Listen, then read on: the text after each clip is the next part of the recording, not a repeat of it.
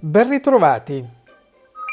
Anche per il ponte del 2 giugno 2023 gli italiani preferiscono, durante i viaggi turistici, rimanere in Italia nel 94% dei casi. Saranno 15 milioni i viaggiatori in questo periodo verso le località spesso vicino casa, con l'obiettivo di percorrere itinerari ambientali e svolgere anche delle visite culturali.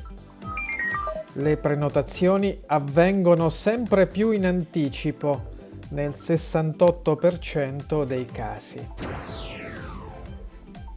Il 42% dei turisti in vacanza in Italia sceglierà le destinazioni balneari, mentre il 26% si recherà in città d'arte e il 13% nelle zone di montagna. La maggioranza, il 28%, soggiornerà in casa di parenti e amici, mentre il 24% sarà ospitato in strutture alberghiere. La spesa media pro capite non supererà i 450 euro, con una presenza di 3 notti, e la metà dei viaggiatori ha deciso di ridurre la spesa risparmiando.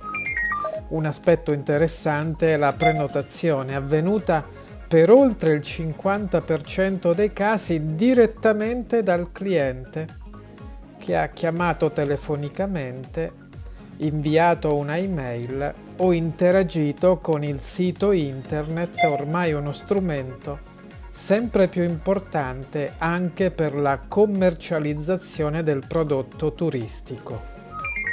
Secondo le fonti del Ministero del Turismo, nel 2023 ci sarà il sorpasso sui dati dell'anno turistico 2019, con una spesa complessiva che in questo comparto supererà i 46 miliardi di euro.